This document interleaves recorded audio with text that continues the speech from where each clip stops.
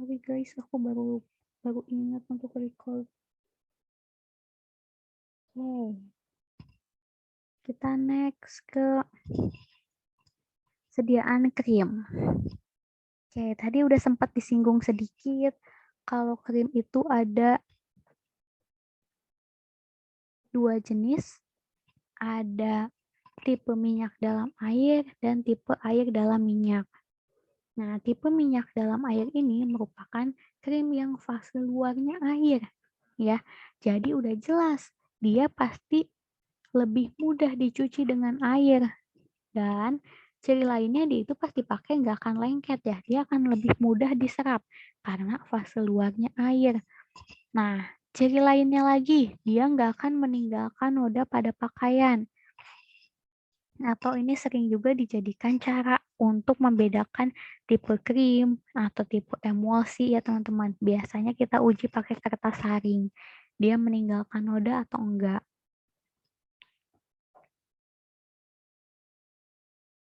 Terus selanjutnya ada tipe air dalam minyak. Nah, udah jelas dong air dalam minyak berarti krim yang fase luarnya minyak. Nah, dia tidak mudah dicuci dengan air, tapi bisa dicuci dengan air. Ya. Nah, dia juga ketika digunakan, dia itu bisa meninggalkan noda atau lengket di pakaian. Dan nggak mudah mengering. Kenapa nggak mudah mengering? Karena udah jelas, fase luarnya minyak ya. Fase luarnya bukan air yang mudah menjadi kering.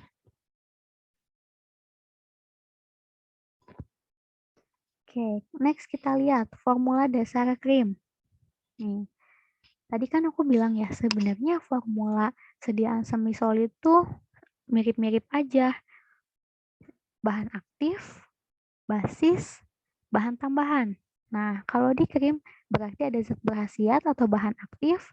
Nah, fase minyak, fase air, dan pengemulsi itu adalah breakdown dari basisnya. Karena udah jelas, basis krim itu terdiri dari fase minyak, fase air, dan pengemulsinya yang membuat si fase minyak dan fase airnya itu bisa bercampur. Terus ada bahan tambahan. Udah jelas. Nah, contoh-contoh fase minyak yang biasanya jadi basis di sediaan krim tuh apa sih? Ya, contohnya ada asam stearat, parafin liquidum, adepslanae, sera, vaselin, setil alkohol, steril alkohol, span, yang biasanya dia akan memerlukan proses pemanasan atau peleburan ya sebelum kita buat menjadi sediaan krim atau sebelum kita campur dengan fase air. Sekarang fase air. Contohnya apa aja? Contohnya ada sodium tetraborat, ada TA, gliserin, PEG, propilen glikol, sodium lauryl sulfat, twin. Nah, itu contoh bahan-bahan atau basis-basis yang lebih larut dalam air atau lebih suka air. Nah, terus ada pengemulsinya dong, udah jelas karena nggak mungkin fase minyak dan fase air bisa bercampur begitu saja tanpa ada suatu zat yang bisa menurunkan tegangan permukaan di antara keduanya untuk bikin keduanya bisa bercampur ya. Nah, umumnya bahan pengemulsi yang digunakan di sediaan krim itu berupa surfaktan. Kenapa surfaktan? Ya karena itu tadi harus bisa menurunkan tegangan permukaan ya. Nah, tapi bisa juga nih contohnya ada emulgate, terus ada lemak bulu domba atau adepts, ada cetasium, setil alkohol, steril alkohol, golongan sorbitan kayak polisorbat ya, PEG, sabun. Nah, ujung-ujungnya sih sebenarnya biasanya pakai surfaktan-surfaktan yang bisa mencampurkan fase minyak dan fase air. Ya, karena di basis krim udah pasti akan ada wax atau lilin untuk meningkatkan konsistensinya ya teman-teman. Oke, nah Eksipien dalam sediaan krim. Sebenarnya sama aja intinya. Ada enhancer, ada surfaktan, ada humektan, ada pengawet gitu kan. Cuman bedanya kalau di sediaan krim kita akan breakdown lagi nih. Mana sih eh, eksipien yang bisa larut di fase air dan mana sih eksipien yang bisa larut di fase minyak dengan fungsi yang sama. Contoh, sebagai peningkat konsistensi, kalau di fase air yang bisa digunakan itu PEG, polyethylene glycol. Kalau misalnya di fase minyak atau yang suka minyak, contoh zat-zat yang bisa dipakai untuk meningkatkan konsistensi itu ada asam stearat, setil alkohol, emulgate, sera, ya, steril alkohol juga. Terus, kalau sebagai enhancer, dia contohnya ada propilen glikol sama gliserol, sama seperti tadi. Terus surfaktannya, yang suka air itu ada triethanolamin. Terus, kalau buat humektannya, tetap sama propilen glikol, gliserol. Terus untuk pengawet nipagin adalah pengawet yang larut di air atau yang masuknya ke fase air sama asam benzoat. Kalau pengawet yang larutnya di fase minyak itu ada nipasol. Terus emulgatornya. Emulgator yang lebih suka air itu twin. Terus yang lebih suka minyak atau yang masuk ke fase minyak itu span ya teman-teman. Tuh. Sampai situ dulu, ada yang mau ditanyain dulu teman-teman? Apa interupsi soal Inggris suaranya soalnya ada kurang pendengar. Maaf ya Kak. Kak Rahma, di aku suaranya menggema. Apa Kak? Iya maaf Kak. Dan kalau suaranya ada di sekitar kan Kak, soalnya kadang ada sama-sama kadang. Oh, oke Kak. Oke, yang lain? Belum ada yang mau ditanyain?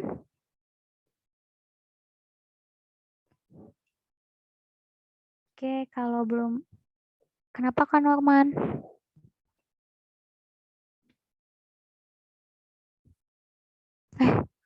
Gak ada suaranya loh di aku. Sudah Kak, sudah clear. Maaf.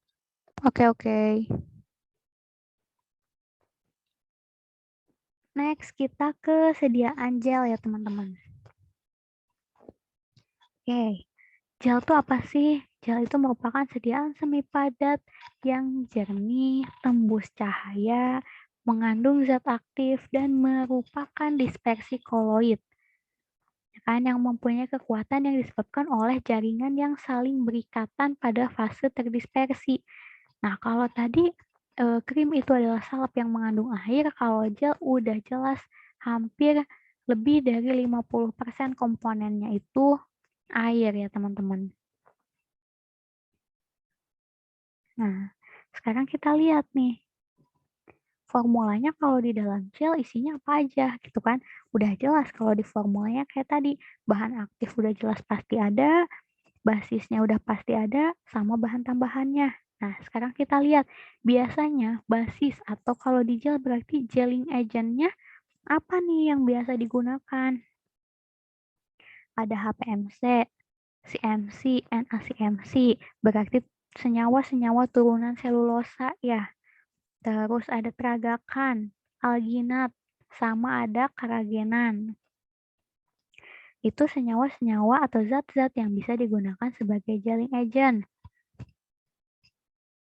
Terus untuk enhancer dan humektan udah jelas sama ya. Propilen glikol, gliserol. Terus untuk surfaktannya biasa digunakan triethanolamin dan twin. Kak, kenapa surfaktannya hanya twin? Kenapa span nggak ada? Karena seperti yang aku bilang, gel itu mostly dia base-nya air. Berarti surfaktan yang lebih suka air itu yang bisa digunakan. Berarti jawabannya twin ya. Terus pengawet yang bisa digunakan nipagin dan asam benzoat. Kak, kenapa nipasol nggak bisa dipakai? Tadi di krim kita udah lihat kalau nipasol itu lebih suka di fase minyak atau lebih larut di fase minyak. Makanya untuk gel yang bisa dipakai adalah nipagin dan asam benzoat.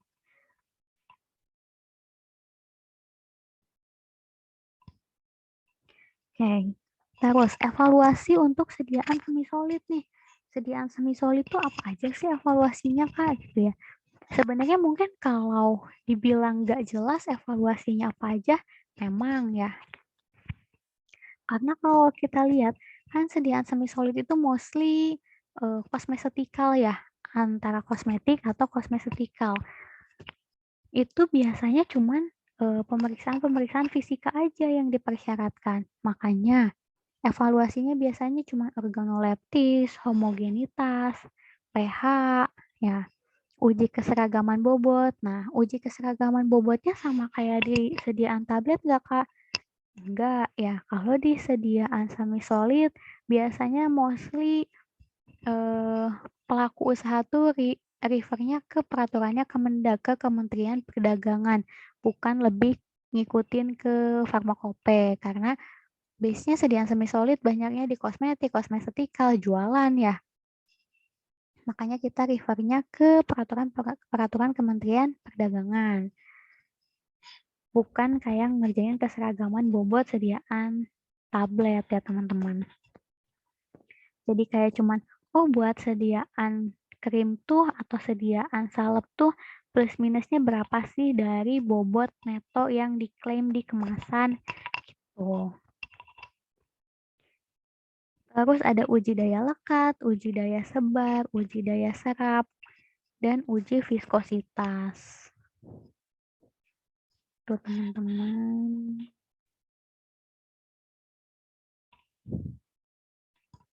Nah, sebenarnya kalau misalnya di semi-solid bukan materi yang terlalu berat ya kalau buat di UKAI. Kayak materi lucu-lucu aja lah, tambahan dikit-dikit, bukan yang jadi core-nya banget buat materi UKAI. Nah, biasanya yang suka ditanyain di UKAI kayak jenis-jenis basis salep, ya, eksipiennya kayak oh biar nggak bau tengik harus ditambahin apa gitu kan. Oh kalau misalnya sediaan krim yang penggunaannya buka tutup berarti eksipien apa nih yang harus ditambahkan gitu kan. Terus pasti udah jelas ada juga nih perhitungan HLB karena di sediaan semi-solid kan ada krim ya yang eh, sama juga tuh kayak emulsi butuh perhitungan HLB, hidrofil, lipofil, balance.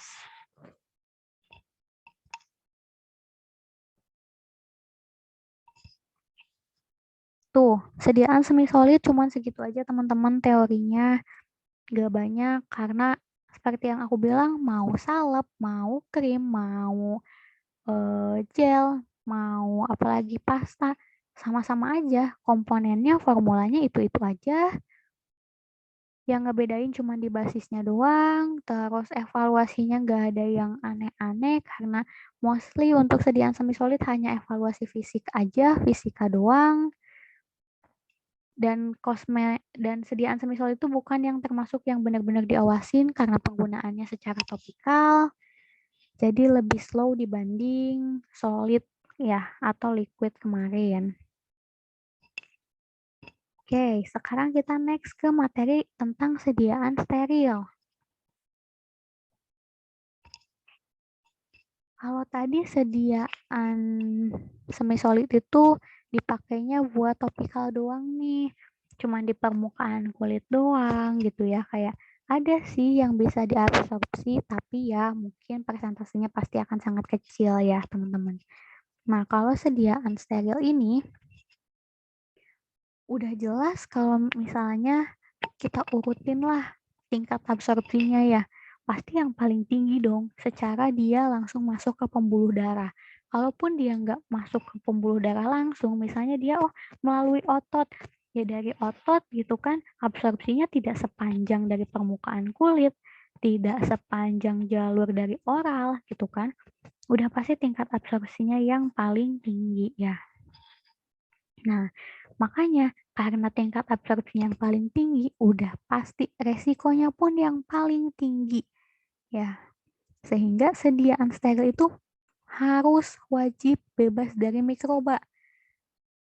Ya, mau mikrobanya patogen yang menyebabkan penyakit atau mikroba yang apatogen yang nggak menyebabkan penyakit. Dua-duanya tetap nggak boleh ada, ataupun kalau ada pasti ada batasannya gitu kan. Karena takutnya membahayakan dong secara penggunaannya dia langsung masuk ke pembuluh darah. Oke. Karena sediaan steril yang tingkat kebahayaannya paling tinggi ya, berarti persyaratannya pasti lebih banyak dong ya. Karena resikonya paling tinggi. Nah, kita lihat nih persyaratan-persyaratan buat sediaan steril tuh apa aja sih sebenarnya. Pertama, dosis obat dalam sediaan itu harus sesuai dengan etiket dan tidak terjadi pengurangan kualitas selama penyimpanan.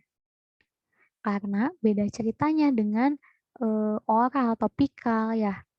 Kalau misalnya dia parenteral, dia dosisnya nggak sesuai, ya pasti perubahan yang sedikit aja tuh efeknya akan jauh lebih besar dibanding sediaan-sediaan lain. Terus kedua, dari penggunaan wadah. Ya, wadah yang dipakai untuk sediaan parenteral udah jelas harus inert. Atau dia tuh nggak boleh bereaksi dengan obat. Ya, dia juga nggak boleh melepaskan partikel ke dalam sediaan kita. Pokoknya dia harus benar-benar inert, nggak bereaksi dengan bahan kita, dan tidak leaching atau melepaskan partikel ke sediaan kita. Gitu ya. Terus, syarat dari sediaan parenteral itu atau sediaan steril harus bisa tersatukan tanpa terjadi reaksi. Kok kayak gitu? Karena yang namanya reaksi pasti ada kemungkinan untuk balik lagi ke bentuk awalnya gitu kan. Nah, makanya dia harus bisa tersatukan tanpa terjadi reaksi agar lebih stabil. Intinya ke situ. Terus yang keempat dia udah jelas harus bebas bakteri dan pirogen. Jadi jangan sampai pas dipakai, oh tiba-tiba menyebabkan kenaikan suhu tubuh di pasien karena ada pirogen. Wah itu nggak boleh ya. Apalagi untuk sediaan-sediaan yang sifatnya large volume parenteral atau volume-volume besar yang penggunaannya dalam jangka waktu lama. Itu amat sangat nggak boleh ada pirogen. Terus syarat selanjutnya dia harus isotonis, isohidris, dan bebas partikel.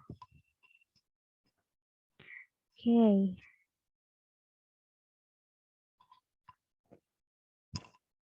Sebelum kita next, isotonis, isohidris itu apa sih, teman-teman? Kak Anggita deh, Kak Anggita.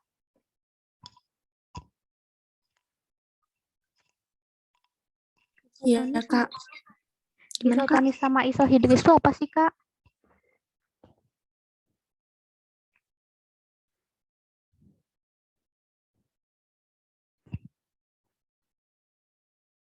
Coba sediaan yang isotonis itu maksudnya yang kayak gimana? Sediaan yang isohidris itu maksudnya yang kayak gimana?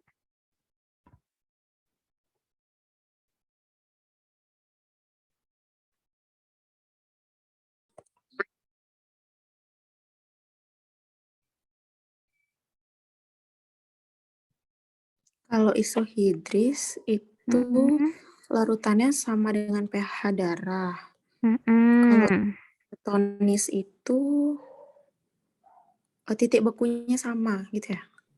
Ya, bisa dibilang seperti itu.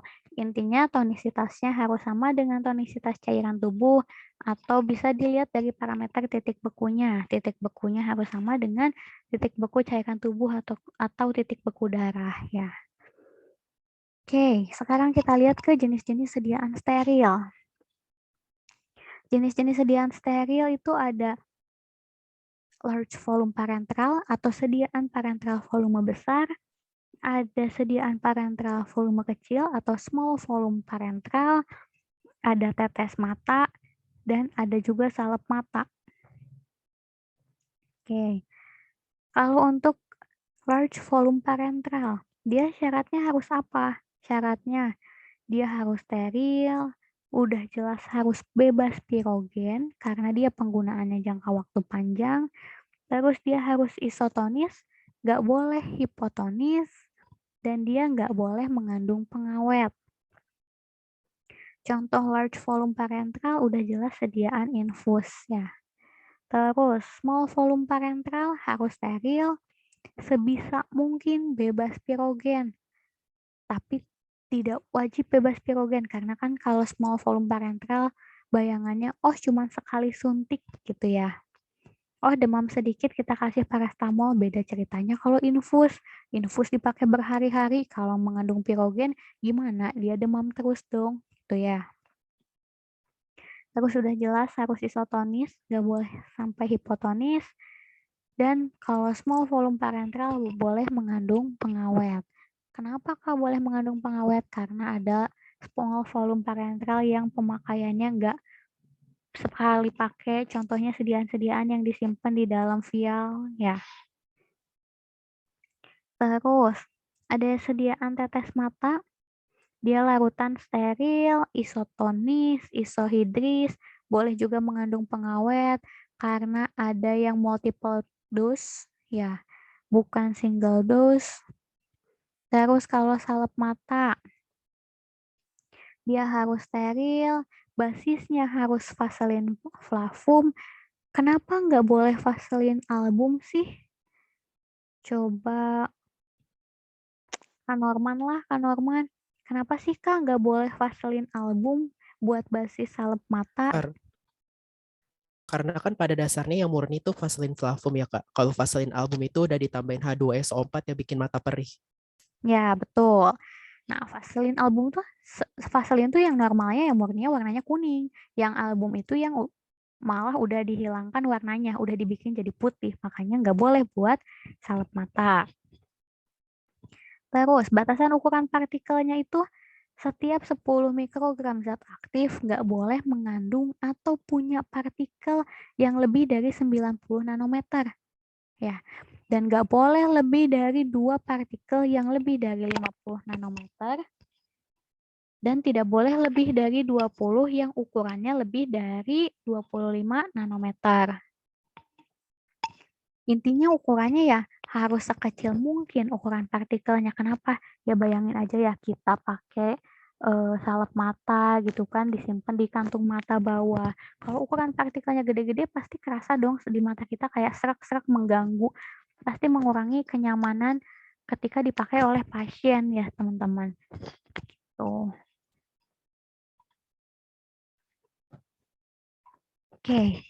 Kalau large volume parenteral, dikatakan large volume parenteral tuh kalau volumenya udah lebih dari berapa mili sih teman-teman?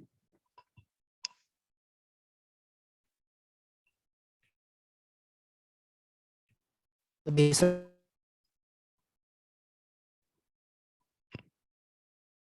Nah, berapa kan Norman? yang large ya Kak. Mm, Lebih dari 100 mili Kak. yakin? Yang lain? Ada pendapat lain? Lebih dari berapa mili nih udah dikatakan large volume parenteral?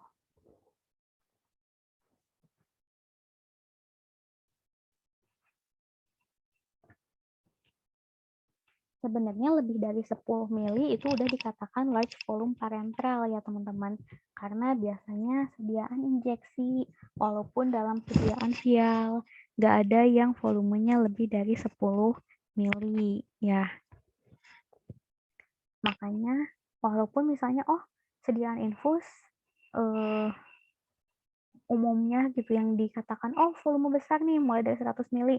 Enggak, tapi lebih dari 10 mili pun udah dikatakan large volume parenteral. Oke, kita next ya. Sediaan parenteral tuh sebenarnya apa sih sediaan parenteral itu kan sediaan steril yang digunakan tanpa melalui mulut atau bukan secara oral ya, tapi udah jelas langsung ke pembuluh darah, sehingga efeknya bisa lebih cepat dan langsung tepat sasaran. Tapi resikonya pun jadi lebih besar ya, karena dia langsung masuk ke pembuluh darah loh, gitu kayak sebisa mungkin gue nggak boleh dong ada kesalahan kalau bikin sediaan-sediaan parenteral ya. Bentuk sediaannya itu tadi ada infus dan injeksi. Nah, injeksi itu nggak cuma bentuk larutan ya, ada dalam bentuk larutan, suspensi, atau emulsi. Oke, sekarang kita ngomongin tentang tonisitas dan osmolaritas. Tonisitas dan osmolaritas itu apa sih sebenarnya gitu ya? Kayak kenapa sediaan parenteral itu harus bersifat isotonis gitu ya? Karena tonisitas itu berhubungan dengan yang namanya tekanan osmosis. Nah, yang bagus itu kan udah jelas yang isotonis ya, yang tekanan osmosisnya sama dengan tekanan osmosis cairan tubuh atau darah lah anggap ya. Nah, sekarang berarti ada kan kondisi hipertonis dan ada kondisi hipotonis. Sebenarnya kondisi hipertonis dan hipotonis itu bisa dipengaruhi oleh konsentrasi dari zat aktif di sediaan kita. Ya, biasanya kalau konsentrasi zat aktifnya tinggi atau besar, udah pasti biasanya sediaannya itu bersifat hipertonis. Tapi sekarang aku tanya, hipertonis sama hipotonis mana yang masih bisa ditoleransi atau mana yang lebih bisa ditoleransi?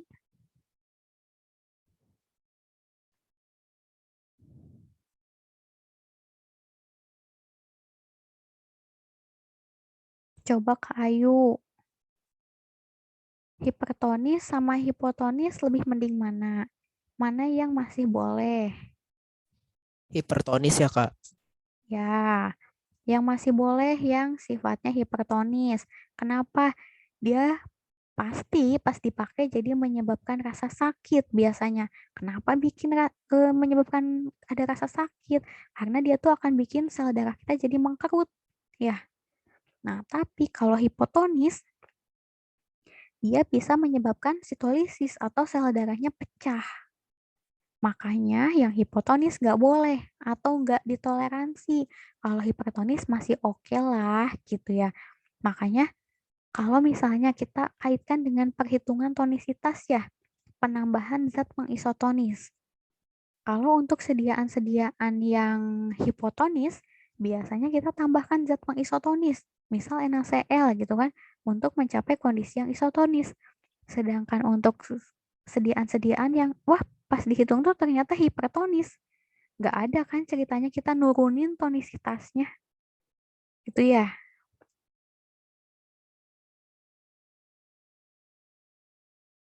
Oke. Jadi isotonis itu apa sih? Isotonis itu jika suatu larutan konsentrasinya sama besar dengan konsentrasi di dalam sel darah merah sehingga tidak terjadi pertukaran cairan. Nah kan kalau tekanan osmosis antara sediaan kita dan cairan tubuh kita sama, ya nggak akan terjadi pertukaran cairan ya. Makanya ya udah anteng-anteng aja.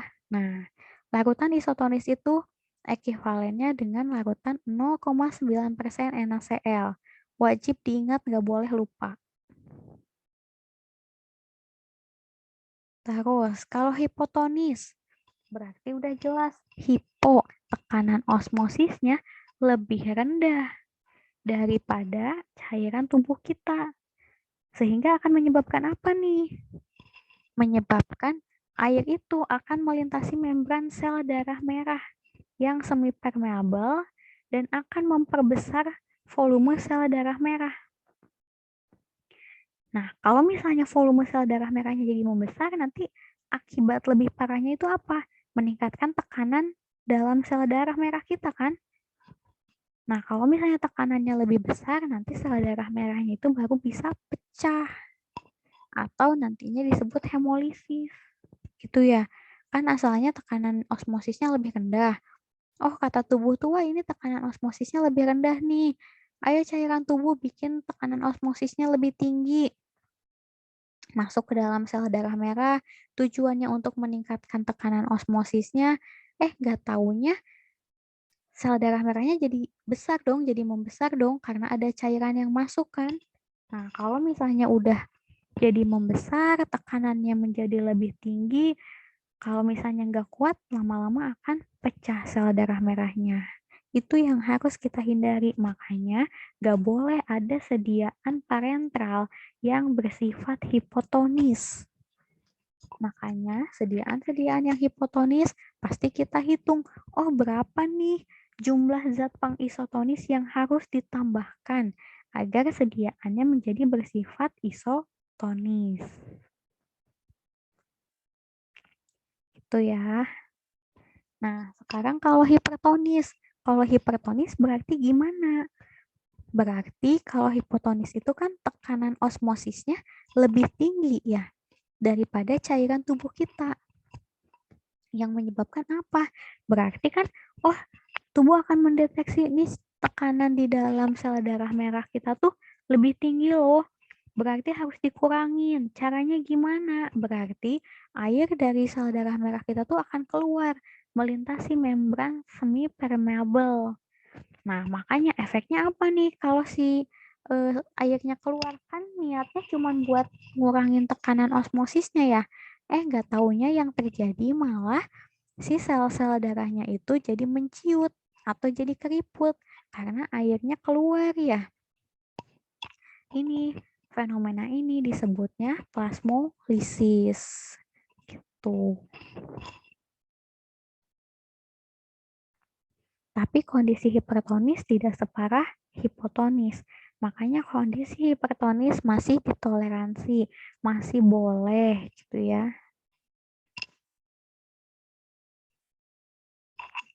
Oke, sampai situ ada yang mau ditanyain dulu teman-teman? Kak, yang perihal tadi large volume parenteral, kalau di buku ini lebih dari 100 mili. Apa lebih dari 10 mili apa 100 mili sih, Kak? Buku modul kita. Iya. Wait, aku sambil lihat. Sebenarnya sih dari 10 mil itu udah dikatakan large volume parenteral kayak yang aku bilang tadi. Tapi karena kita gimana ya, praktis itu apa sih? Oh, kayak sebenarnya di pasaran tuh kan yang large volume parenteral tuh infus gitu ya. Walaupun ya ada NaCl yang volumenya cuma 25 mili ada gitu kan. Infus yang volumenya enggak 100 mili ada. Tapi mostly kan dikatakan infus tuh yang volumenya mulai dari 100 mili gitu. Halaman berapa Kak di modul? 90, Kak.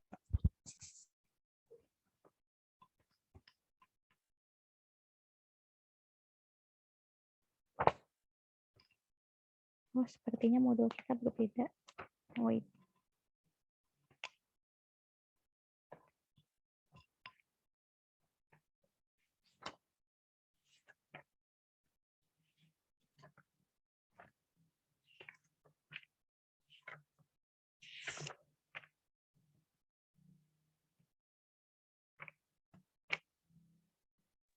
Sembilan empat Kak.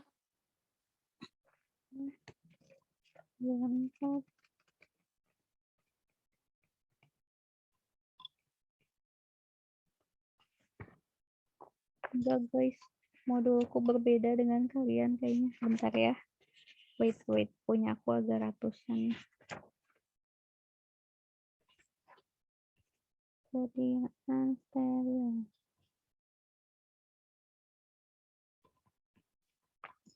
Guys, boleh fotoin modul kalian, gak kirim di grup aja ya. Soalnya di modulku, kayaknya modulku belum update kalian. Gak ada volumenya kalau di modul aku. Tolong fotoin dulu ya, biar nanti aku cross check dulu ya sama yang lain. Nanti aku infokan lagi di grup, oke? Udah aku fotokan ya, Kak. Oke, thank you Kak. Oke, Kak. Nanti aku confirm lagi ya.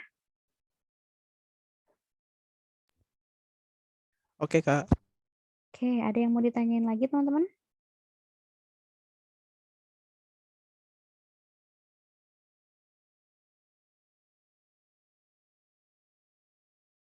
Oke, kalau nggak ada kita next dulu ya ke teknik pembuatan sediaan steril. Oke, teknik pembuatan sediaan steril seperti yang teman-teman tahu udah jelas ada dua.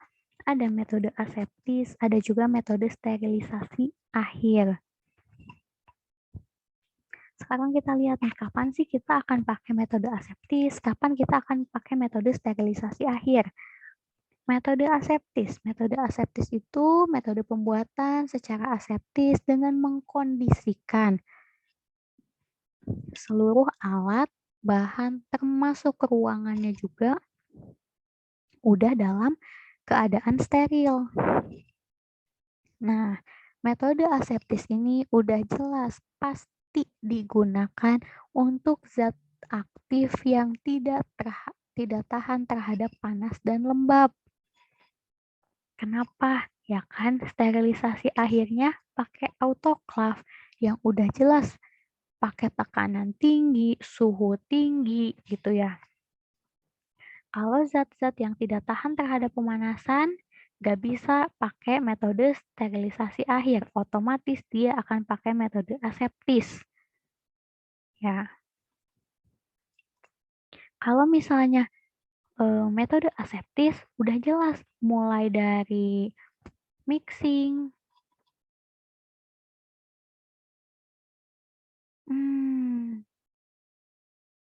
enggak sih teman-teman. Aseptis itu mixing masih bisa dilakukan di ruang kelas C. Tapi fillingnya baru dilakukan di ruangan kelas A berlatar belakang B. Nah, pas filling sambil dilakukan metode filtrasi. Jadi kita kan nggak pakai sterilisasi akhir. Nah, pakai filtrasi. Itu di ruang kelas A berlatar belakang B. Tapi mixingnya masih bisa dilakukan di ruang kelas C.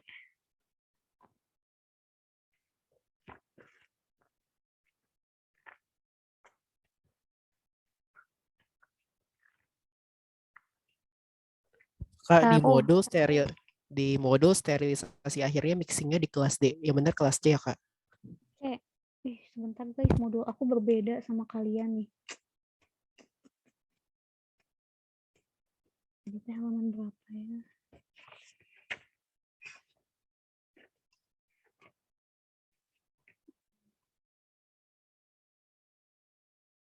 Ya, pokok tulis dulu ya, mixing aseptis dia bisa dilakukan di ruang kelas C, filling di ruang kelas A berlatar belakang B.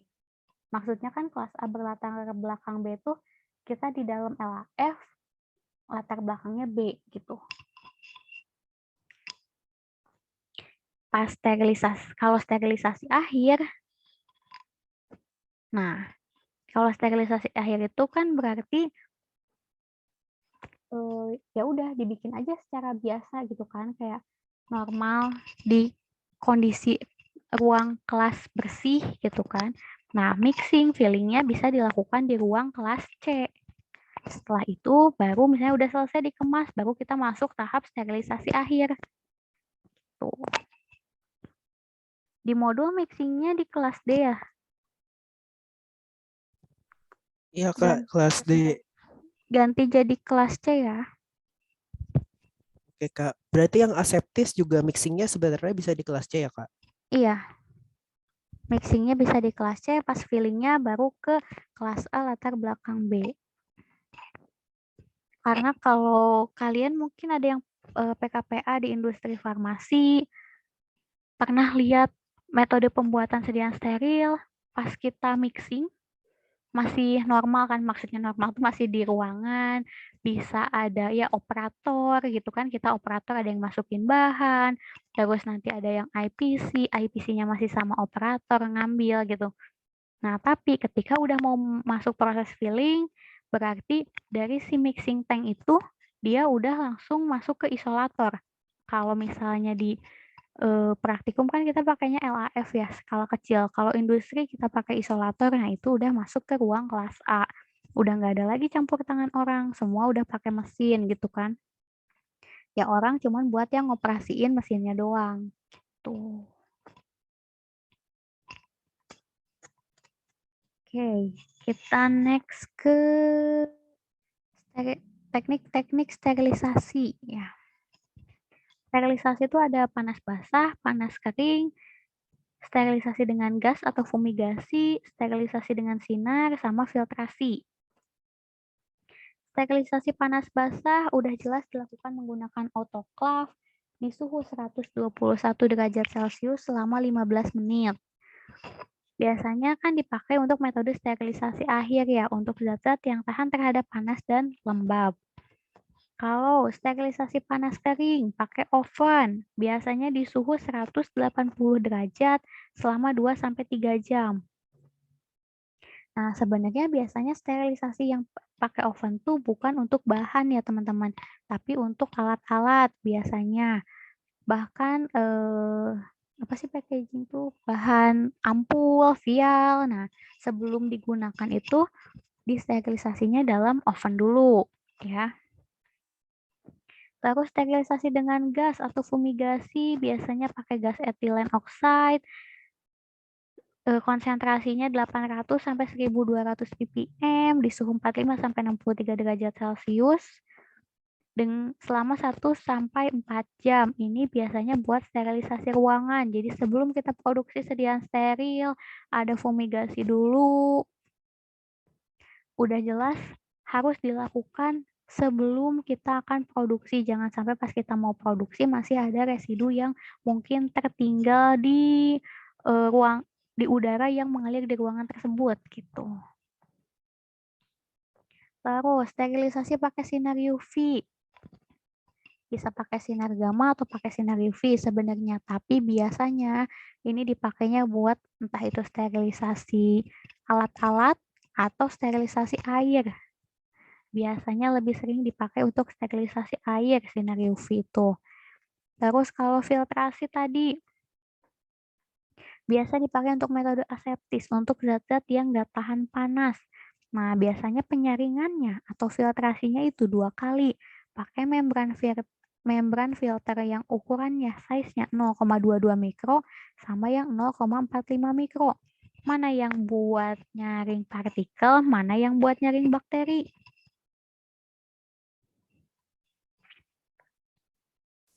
Nyaring bakteri yang 0,22 ya, Kak? Ya, jadi 0,45 buat partikelnya dulu, kita ngilangin partikel karena tadi di syarat sediaan parenteral itu harus bebas partikel.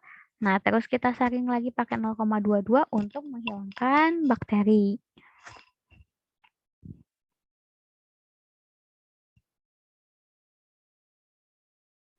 Oke, dari tadi ngomongin kelas A, kelas B, kelas C. Sebenarnya itu tuh apa sih? Itu tuh adalah pembagian kelas kebersihan ruangan bersih ya, yang dikatakan ruangan bersih. Jadi teman-teman jangan salah.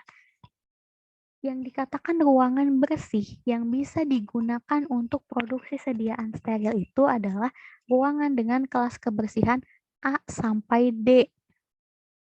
Ya.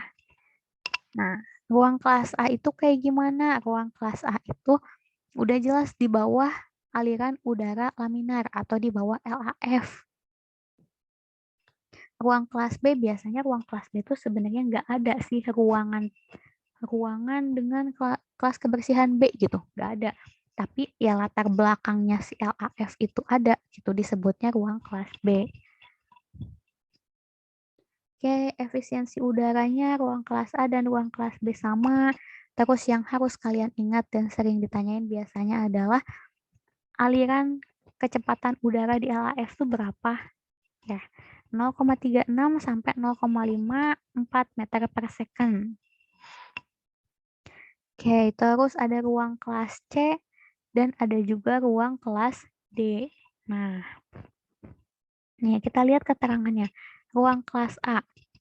Ruang kelas A itu biasa digunakan untuk pengolahan dan pengisian aseptis, terus untuk pengisian salep mata, terus serbuk suspensi steril, ya kan? Atau ada juga injeksi kering gitu, yang cuman tinggal filling doang gitu ya. Udah nggak melalui proses pengolahan apapun. Terus, ruang kelas B itu lingkungan latar belakang dari zona kelas A, ya, yang dilakukan untuk pengolahan dan pengisian aseptis. Terus, ruang kelas C. Ruang kelas C itu untuk pembuatan larutan bila ada resiko dan pengisian produk non-aseptis. Nah, terus kalau ruang kelas D itu kan biasanya memang untuk pembuatan obat steril dengan sterilisasi akhir. Nah, tapi ruang kelas D itu sebenarnya hanya dipakai untuk misal nyiapin bahan, nyiapin alat, kayak nyuci peralatan yang digunakan untuk produksi sediaan steril, boleh nggak dibawa ke ruangan yang nggak termasuk kelas kebersihan A sampai D? Nggak bisa. Tetap mentok-mentok D. D itu adalah udah ruangan paling kotor buat produksi sediaan steril.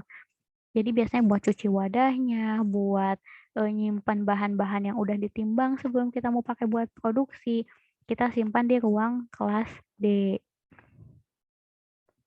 Gitu.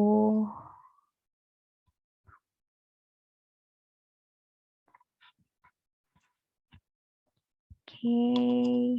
Jadi biasanya ruang timbang, tempat dilakukan penimbangan, pencucian alat atau bahan pengemasnya kayak ampul, vial sebelum dipakai, sebelum nantinya naik ke konveyor, itu dilakukan di ruang kelas D.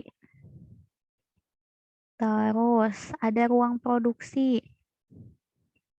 Ruang produksi itu buat fillingnya A berlatar belakang B.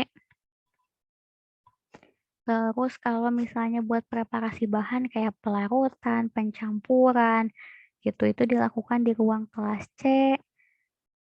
Terus kalau udah jelas ya di ruangan steril ataupun non steril, kalau kita lagi proses produksi pasti ada passbox, kita akan oper-oper atau keluar masukin alat ataupun apa bahan yang dibutuhin lewat passbox. Itu antara ruang kelas C atau ruang kelas B tergantung. Itu passbox-nya ada di antara kelas kebersihan yang mana gitu ya. Tuh. Terus evaluasi sediaan steril. Evaluasi sediaan steril, penetapan pH, penetapan volume injeksi dalam wadah, uji kebocoran, uji kejernihan. Uji kebocoran, uji kejernihan semua dicek satu persatu. Ya memang harus dipastikan semua produk dalam satu batch itu nggak boleh ada yang ada partikelnya, beneran dilihat ampul per ampul, vial per vial, kebocoran pun sama. Evaluasi kimianya, uji identifikasi sama penetapan kadar, balik lagi gimana masing-masing metode untuk masing-masing produknya berdasarkan kompendial. Oh misal kalau misalnya injeksi parastamol kayak gimana metodenya, kalau injeksi apalagi yang B gimana metodenya, itu ikut lagi gimana metode di masing-masing kompendial. Nah, yang sering ditanyain itu ke uji sterilitas ya, kayak harus ngambil berapa wadah sih? Itu ya. Terus misalnya uji endotoksin harus pakai apa sih? Uji pirogen pakai berapa kelinci sih? Itu ya. Nah, uji sterilitas itu dibedakan berapa jumlah wadah yang harus diambil itu dibedakan berdasarkan ukuran batch-nya, batch size-nya. Kalau untuk small volume parenteral, misal batch size-nya itu kurang dari 100 vial atau kurang dari 100 ampul, berarti jumlah sampel yang harus diambilnya itu 10% atau 4 wadah. Ambil yang lebih besar. Misal batch size-nya 100 vial.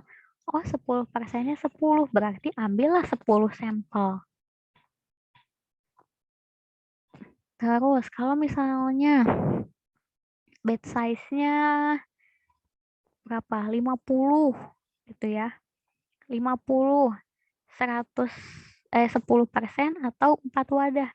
10%-nya dari 50 berapa? Lebih besar mana sama 4 wadah? Nah, misalnya lebih besar 4. Oh ya udah, berarti ambillah 4 wadah gitu. Misal bed size-nya itu 101 sampai 500 vial atau ampul. Berarti ambillah 10 vial atau 10 ampul. Kalau misalnya bed size-nya lebih dari 500 vial atau lebih dari 500 ampul, berarti ambillah 2% dari bed size-nya atau 20 wadah. Ambil yang lebih kecil. Ya, misal bed size-nya 10.000 vial atau 10.000 ampul. Kan 2%-nya lebih dari 20 ya. Berarti kita cukup ambil 20 wadah. Itu untuk small volume parenteral. Tapi kalau untuk large volume parenteral, ambillah 2% dari bed size-nya. Misal bed size-nya 1000, berarti ambil 2%. Ambil 2 aja atau 10 wadah, mana yang lebih kecil. Berarti misalnya cukup ambil 2 wadah, kalau 2% yang lebih kecil. Tuh.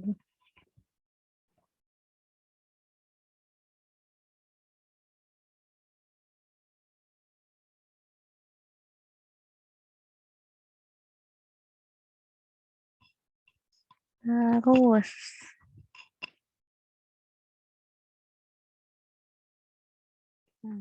sambil lihat, takutnya ada yang beda di modul. Di modul kalian adakah ini teman-teman? Nggak ada, Kak. Oke. Terus untuk uji endotoksin bakteri.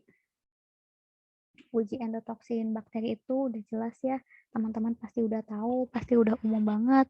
Metodenya pakai koagulasi enzimatik, pakai LAL test ya, atau Limulus, amebocyte, lisat. Nanti kalau misalnya dia positif ada mengandung endotoksin, tandanya kayak gimana teman-teman?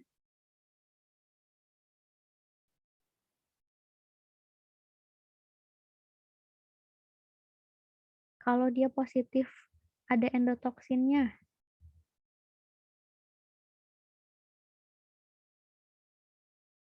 dia akan membentuk gumpalan ya, atau dia akan membentuk gel, atau dia akan terkoagulasi kalau positif mengandung endotoksin. Selain LAL sebenarnya ada juga TAL buat uji endotoksin tuh.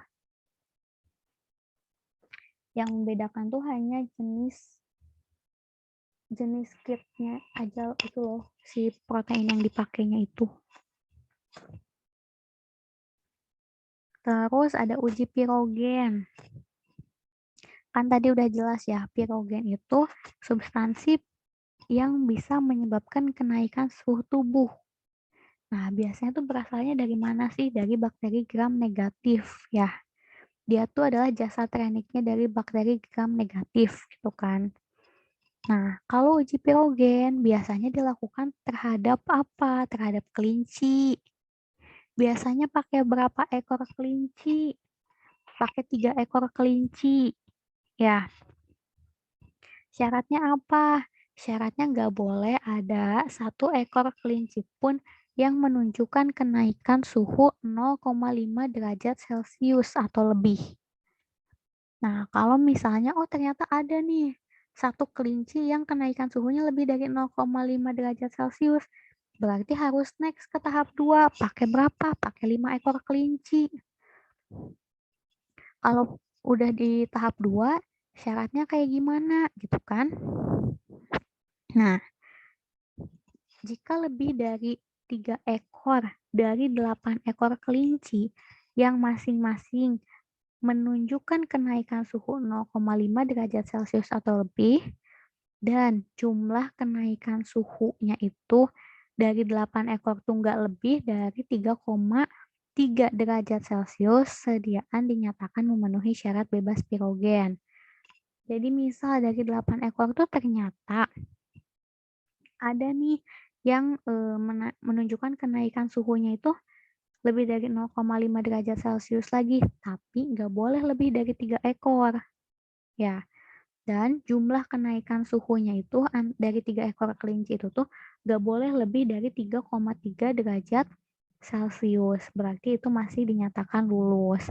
Kalau misalnya ternyata kenaikan suhu dari 3 kelinci itu tuh udah lebih loh dari 3,3 derajat Celcius, berarti dinyatakan tidak lulus uji pirogen. Tuh.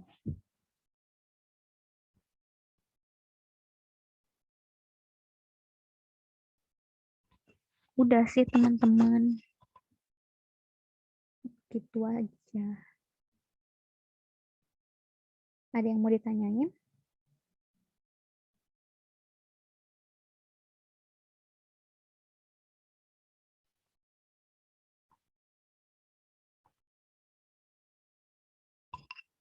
Gimana Kak Ayu? Iya Kak, Ayu mau nanya. Boleh. Kenaikan 0,5 derajat Celcius itu maksudnya dari suhu uji cobanya.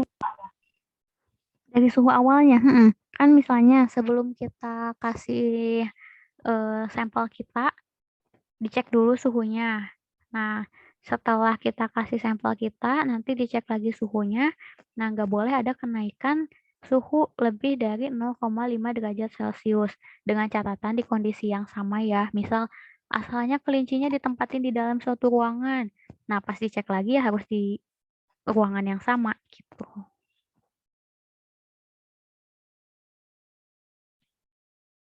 Berarti contohnya seperti ini ya Kak, kalau dia kita cek nih, suhunya cuma 36 derajat Celcius, nanti berarti kenaikannya nggak boleh lebih ditambah dari 0,5, berarti ada 37 derajat Celciusnya ya Kak? 36,5 Kak. Berarti nggak boleh lebih dari situ ya Kak kenaikannya? Iya. Jadi misal kalau awalnya 36, nah berarti pas dicek lagi nggak boleh lebih dari 36,5 gitu. Oke, makasih Kak, aku udah paham. Oke. Gimana yang lain, ada yang mau ditanyain lagi?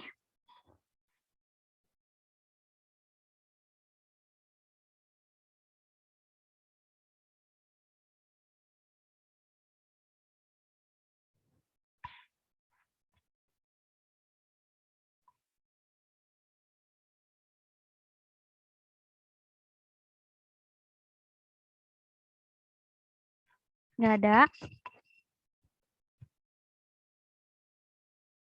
Sudah, Kak.